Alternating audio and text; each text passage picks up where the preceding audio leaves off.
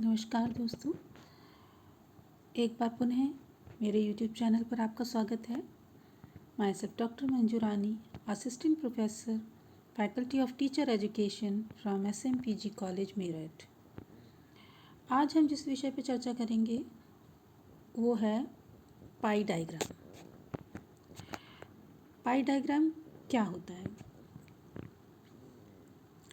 पाई diagram दोस्तों एक प्रकार का ग्राफ है जो एक वृत्त के रूप में प्रदर्शित किया जाता है। इसमें आंकड़ों को एक वृत्त के ऊपर कई अंश में विभाजित करके प्रदर्शित करते हैं। जैसे कि स्टैटिस्टिक में और दूसरे ग्राफ प्रयोग किए जाते हैं, जैसे कि बार डायग्राम या डॉट ग्राफ।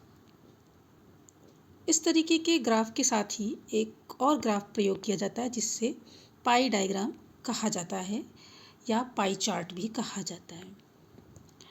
इसमें प्रयुक्त किए जाने वाले आंकड़ों को 360 डिग्री के अंशों में विभाजित करके प्रदर्शित किया जाता है।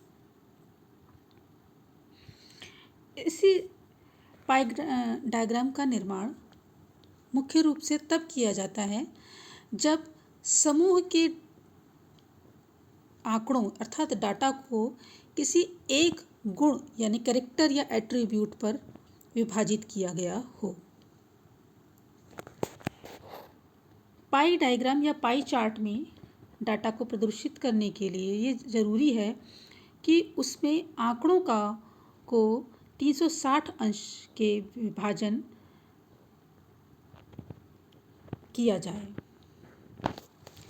पाई डायग्राम को बनाने के लिए क्या स्टेप्स फॉलो करने पड़ते हैं, आइए हम उस पर चर्चा करते हैं। पहला कि जो भी डाटा या आंकड़े आपको दिए गए हैं, पहले उसे किसी एक गुण के आधार पर प्रतिशत में बदल लिया जाए। अर्थात प्रतिशत का सूत्र लगाकर उस डाटा को 100% के अंदर प्रतिशत में कन्वर्ट कर लिया जाए।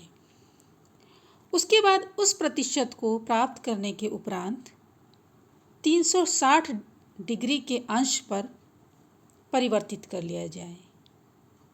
अर्थात जो हमें प्रतिशत के रूप में आंकड़े प्राप्त हुए हैं उन्हें हम 360 अंश पर के रूप में परिवर्तित कर लें। तत्पश्चात प्राप्त किए गए अंश को 360 डिग्री के अंश पर एक वृत्त खींचकर उसके अंशों के अनुरूप प्रदर्शित किया जा सकता है। जैसे इस चित्र में आप देख सकते हैं, ये दोनों चित्र एक ही हैं, केवल एक छोटे चित्र में हमने विभाजित या प्रदर्शित किए गए आंकड़ों को भिन्न भिन्न रंगों से प्रदर्शित कर दिया है, जबकि उसी पाई चार्ट का या पाई डायग्राम का एक बड़ा रूप हमने साधारण आलेख के रूप में प्रदर्शित किया है। इसमें आप एक सर्कल या वृत्त देख सकते हैं। उसमें ओ उसका मुख्य या केंद्र बिंदु है और उसके आधार पर इसके 360 अंशों को हमने विभिन्न रूपों में विभाजित किया है। जैसे पहला अंश 220 डिग्री पे है जो सबसे बड़ा है, जिसका रंग ग्रे कलर का है।